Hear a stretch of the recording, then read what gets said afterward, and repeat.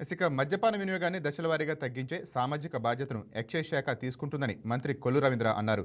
రాజమహేంద్రవరం జిల్లా కలెక్టరేట్లో తూర్పుగోదావరి జిల్లా పరిధిలోని ప్రొహిబిషన్ ఎక్సైజ్ శాఖ పనితీరుపై సమీక్ష నిర్వహించిన మంత్రి కొల్లు రవీంద్ర ఎమ్మెల్యే ఆదిరెడ్డి శ్రీనివాస్తో కలిసి ఎక్సైజ్ శాఖ వార్షిక క్యాలెండర్ను ఆవిష్కరించారు.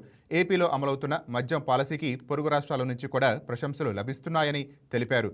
బెల్ట్ షాపులపై ప్రత్యేక దృష్టి సారించి వాటిని సమర్థవంతంగా నియంత్రించాలని అధికారులకు స్పష్టం చేశారు.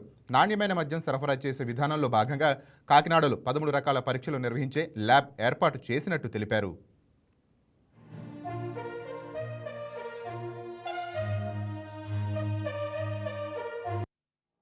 ఈగల్ టీమ్స్ ద్వారా రాష్ట్రంలో డ్రగ్స్ ఫ్రీ స్టేట్ గా ఆంధ్ర రాష్ట్రాన్ని తయారు చేయాలి అనే లక్ష్యంతో ఇవాళ ఈ ప్రభుత్వం పనిచేస్తా ఉంది. చాలా స్ట్రిక్ట్ గా ఎవరన్నా తప్పులు చేస్తే చాలా సీరియస్ గా యాక్షన్స్ తీసుకోవడం జరుగుతుంది. అది ఎంతటి వాళ్ళైనా సరే లెక్క చేసే సమస్య లేదు. దీనికి ప్రభుత్వం అయితే చాలా సీరియస్ గా ఈ వ్యవహారాలు చూస్తా ఉంది.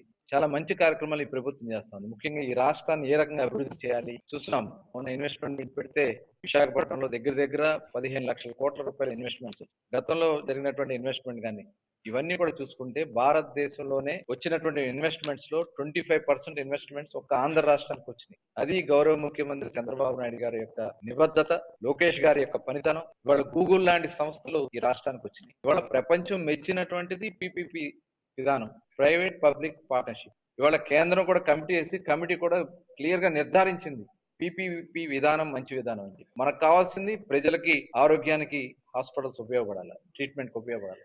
ఆ రకంగా ప్రభుత్వానికి భారం పడకుండా, ప్రజలకు భారం పడకుండా మెడికల్ కాలేజీలు ఏర్పాటు చేయడానికి ప్రభుత్వం ఆలోచన చేస్తాం. విధానాలు మారవు. రాష్ట్రం కోసం నిరంతరం కష్టపడుతూ, రాష్ట్ర అభివృద్ధి కోసం నిరంతరం పాటుపడుతున్నటువంటి చంద్రబాబు నాయుడు గారిని విమర్శిస్తారు.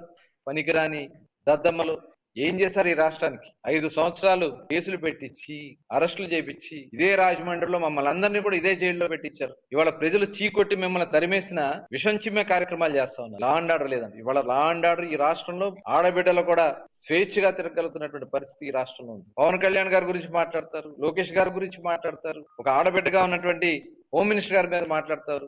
నీచమైనటువంటి రాజకీయాలు జగన్మోహన్ రెడ్డి ప్రోత్సహిస్తా ఉన్నారు. అవన్నీ సాగవు. ఎట్టి పరిస్థితులు ఈ రాష్ట్రంలో ఈ రాష్ట్ర అభివృద్ధి చేయటం, ఈ రాష్ట్రాన్ని భారతదేశంలో నెంబర్ 1 గా నిలబెట్టడం ఈ కూటమి ప్రభుత్వ లక్ష్యం. ఇవన్నీ కూడా అధికారులందరూ కూడా సమీక్ష చేశాం. ఇక్కడ A4 షాప్స్ జరుగుతున్నటువంటి విధానం, బెల్ట్స్ విషయంలో ఎక్కడా కూడా స్ట్రిక్ట్ గా ఉండమని చెప్పి వాళ్ళకి చెప్పడం జరుగుతోంది. నిఘా పెట్టమని చెప్పడం జరుగుతోంది. దాన్ని నిరంతరం పర్యవేక్షణ చేయమని మళ్ళీ రిపీట్ అవుతుంది. ఇప్పుడు దగ్గర 14 పీడీ యాక్ట్స్ పెట్టారు. అవసరం అయితే ఇలాంటి కేసెస్ రిపీట్ అవుతా ఉంటే ఇంకా పెంచడానికి కూడా సిద్ధంగా చాలా స్ట్రిక్ట్ గా వ్యవహరించాలి. అలాగే ఎవరైతే గతంలోంచి చాలా కాలంగా నడుపుతా ఉన్నారో వాళ్ళకి రీహాబిలిటేషన్ ఇస్తా కూడా ప్రభుత్వం సిద్ధంగా ఉంది. రాబోయే కాలంలో ఎక్కడా కూడా అవినీతికి తావు లేకుండా చేయాలనే లక్ష్యంతో కొన్ని కార్యక్రమాలు తీసుకుని ముందుకు వెళ్ళబోతా ఉన్నాం. గత ప్రభుత్వంలో చూసాం గంజాయి ఏ రకంగా విచ్చలవిడిగా గంజాయి ఈ రాష్ట్రంలో నడిచింది చూసాం. ఇవన్నీ కూడా సమూలంగా ఈ రాష్ట్రం నుంచి తరవడం. Please subscribe to YK TV Network. Please subscribe to YK TV. Please watch YK News. Don't forget to subscribe YK News channel.